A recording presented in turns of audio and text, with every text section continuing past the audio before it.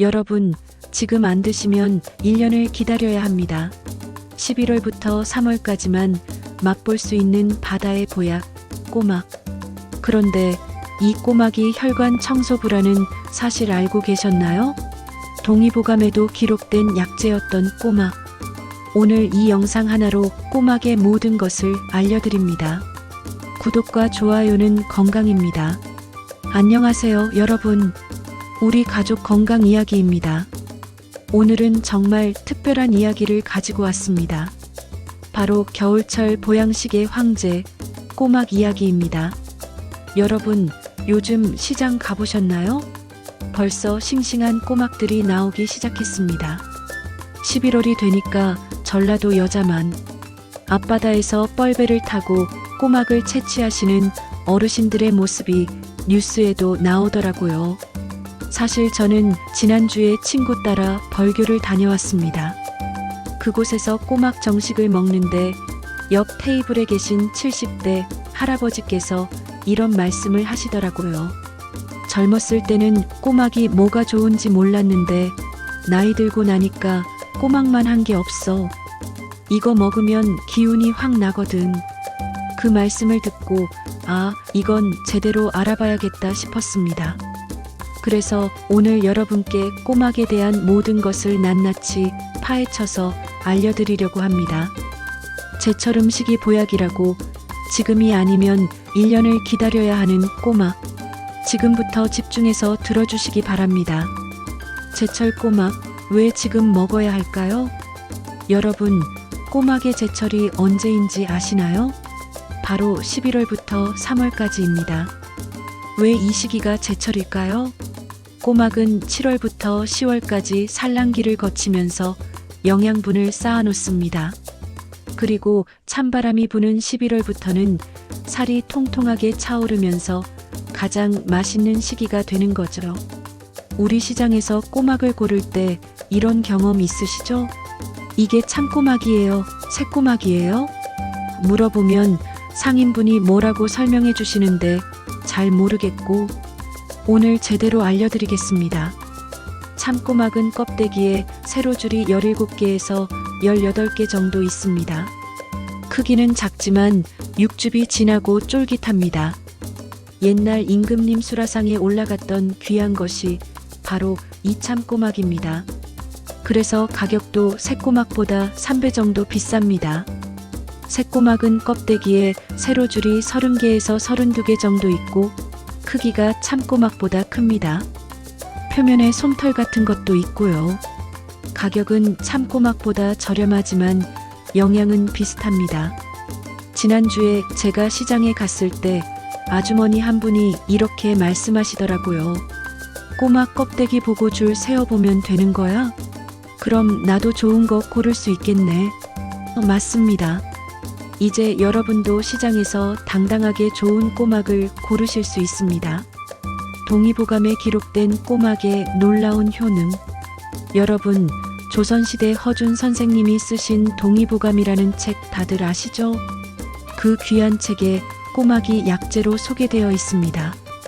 꼬막은 소화를 돕고 장기를 보호하며 기를 보충한다고 적혀 있어요. 그런데 단순히 옛날 책에만 나오는 게 아닙니다.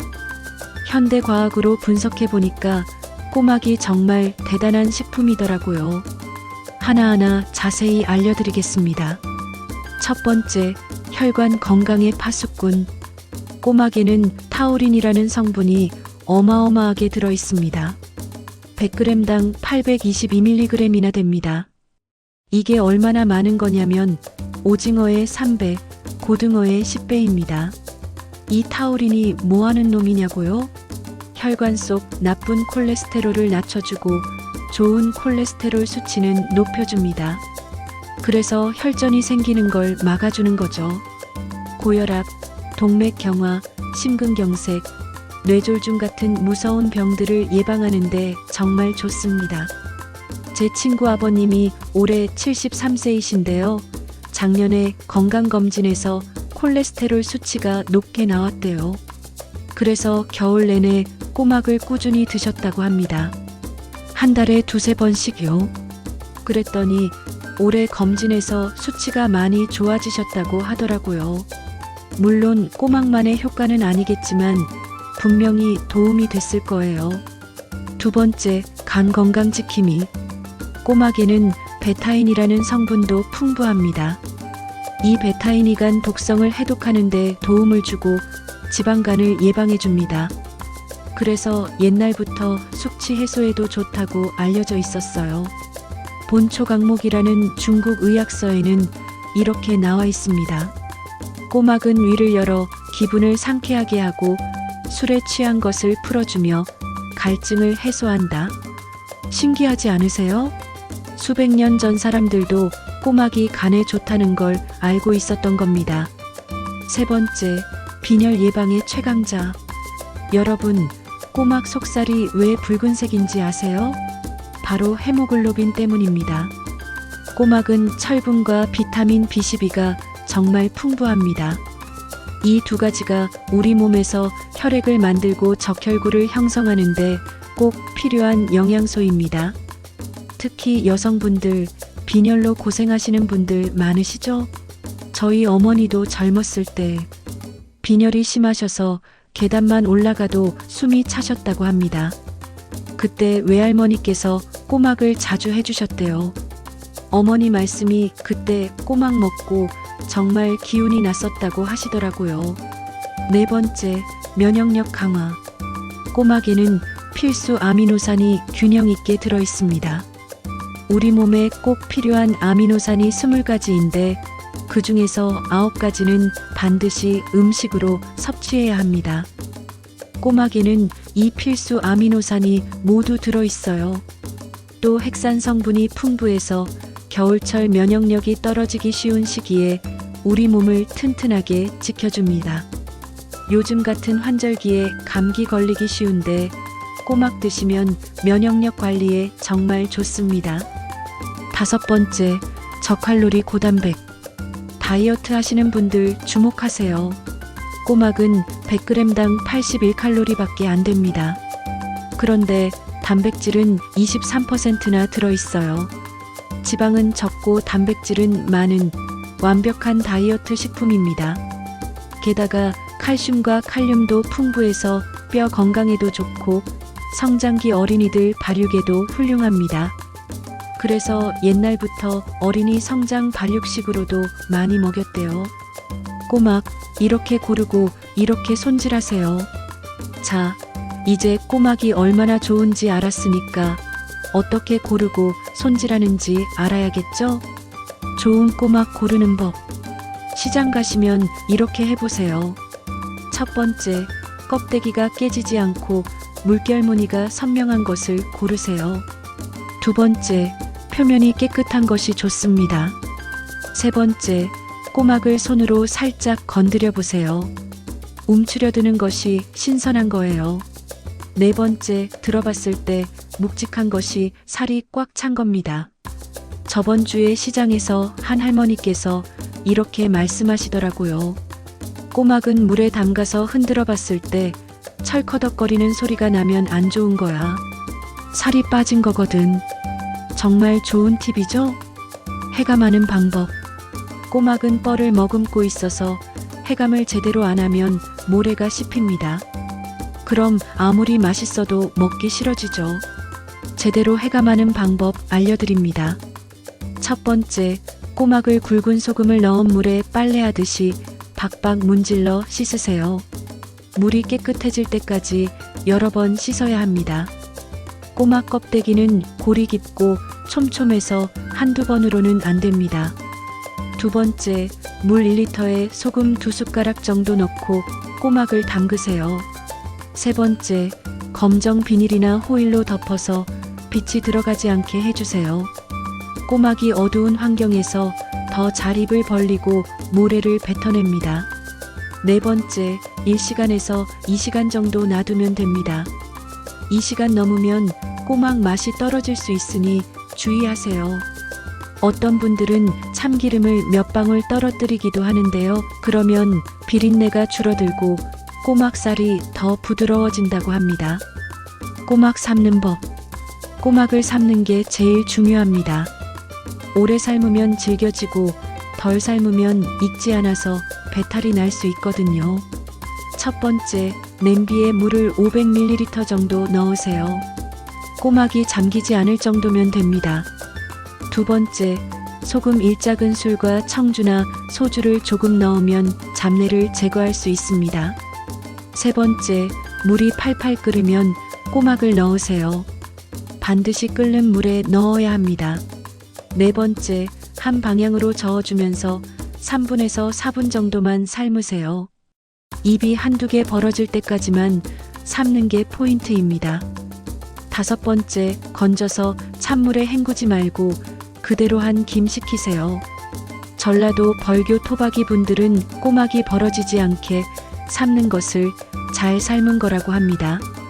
왜냐하면 벌어지면 꼬막 특유의 붉은 피 부분이 없어져서 맛이 떨어진다고 하거든요.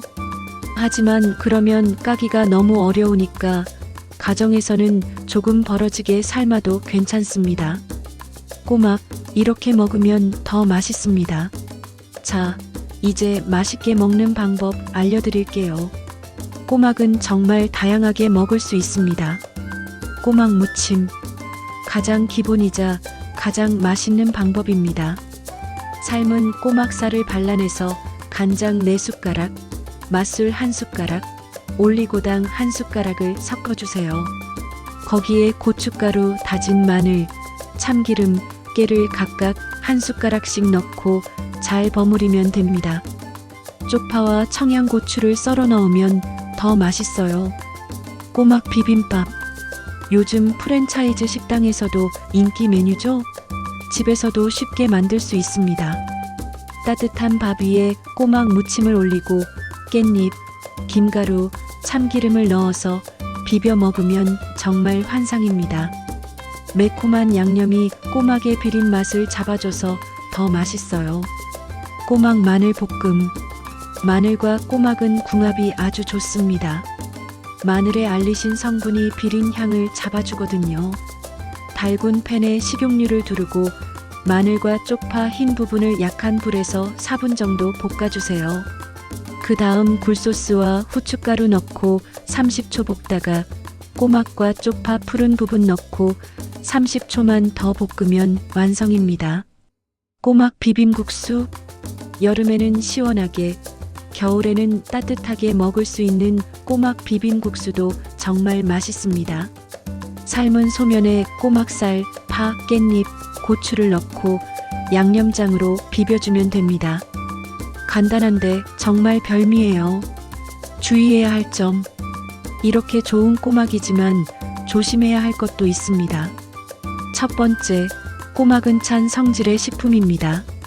그래서 몸이 찬 분들은 너무 많이 드시면 안 됩니다.